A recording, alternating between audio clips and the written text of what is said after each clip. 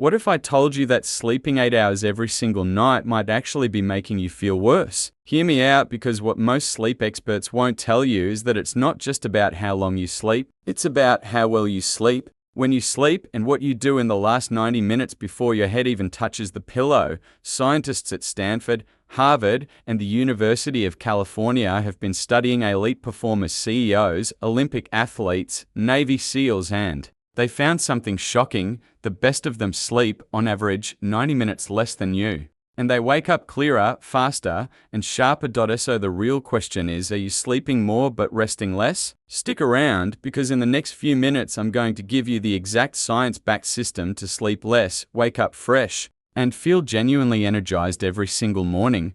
Let's start with the science. Your sleep is divided into cycles. Each one lasts about 90 minutes, and inside each cycle, you move through 4 stages: light sleep, deep sleep, REM sleep, and then back again. Here's the thing most people get wrong: waking up in the middle of a cycle is what makes you feel like death. You know that feeling where your alarm goes off and you feel like you've been hit by a bus? That's called sleep inertia, and it happens when you wake up during deep sleep. Science fact number 1: the 90-minute rule. A 2021 study published in the Journal of Sleep Research confirmed that sleeping in multiples of 90 minutes, like 6 hours or 7.5 hours, leaves people feeling significantly more alert than sleeping 7 or 8 hours and waking mid-cycle. It's not the hours, it's the timing. So instead of setting your alarm based on when you need to wake up, start from when you go to sleep. If you fall asleep at PM and need to wake up at 5:30 am, that's 6.5 hours, or roughly 4.3 cycles. Bad cut. But PM to 5:30 am adjusted to PM to AM. That's clean. 4 full cycles. Waking up between cycles means your brain is already in lighter sleep and you rise feeling refreshed, not ripped out of a coma. Now let's talk about the 5 rules that actually compress your sleep without sacrificing quality. These aren't hacks. These are hard science. Rule 1: the temperature drop trigger. Your body needs to drop its core temperature by about 1 to 1.5 degrees Celsius to initiate deep sleep. Matthew Walker, neuroscientist and author of Why We Sleep, explains that a cooler bedroom, ideally between 65 and 68 F1820C, dramatically speeds up sleep onset and boosts deep sleep quality. A warm shower 90 minutes before bed actually helps. It pulls blood to the surface, which releases heat, and your body temperature drops fast. You fall asleep faster, enter deep sleep sooner, and get more restorative sleep in less time. Rule 2: kill the last lights. A Harvard Medical School study found that just 1 hour of bright screen light before bed suppresses melatonin by up to 50%. Melatonin is the hormone that signals your brain to start winding down. Less melatonin means later sleep onset, shallower cycles, and more time needed to feel rested. The fix? Dim everything 60 minutes before bed. Blue light glasses help, but turning down actual brightness is even more effective. Your brain isn't designed for artificial daylight at midnight.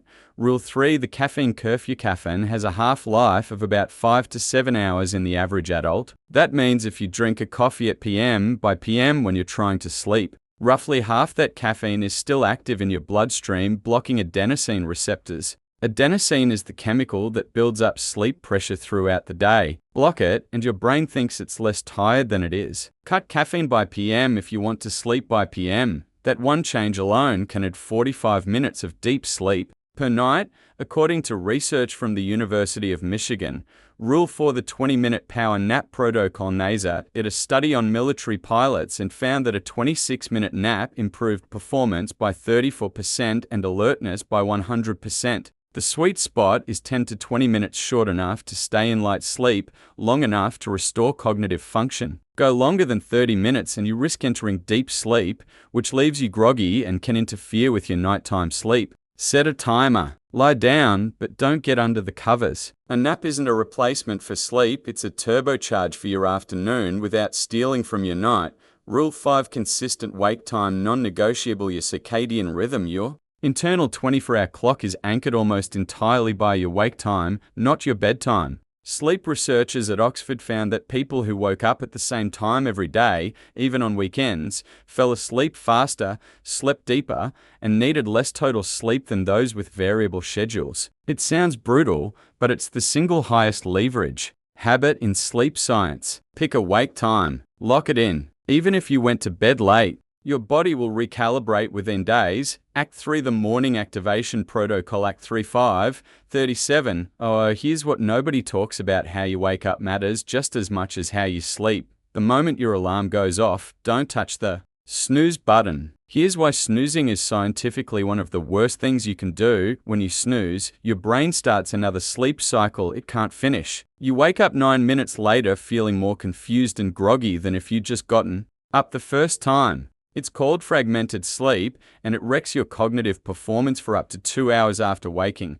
Science fact number 2: cortisol and light within the first 30 minutes of waking. Get outside or sit near a bright window. Natural morning light triggers a cortisol awakening response, a healthy morning spike of cortisol that sharpens alertness, stabilizes mood, and sets your circadian clock for the next 24 hours. Stanford neuroscientist Dr. Andrew Huberman calls this the single most powerful free tool for energy and sleep quality that almost nobody uses. Even on a cloudy day, outdoor light is 10 to 50 times brighter than indoor lighting. Combine that with cold water on your face, a tall glass of water, you lose about 1 liter of water breathing overnight, and a 5-minute walk, and your brain is fully online within 20 minutes of waking up without caffeine. So here's what we learned today. Sleeping fewer hours doesn't mean suffering. It means sleeping smarter. Time your sleep in 90-minute cycles. Keep your room cold. Kill the lights early. Cut caffeine after PM naps strategically. And most importantly, lock in that wake time every single morning. Your body doesn't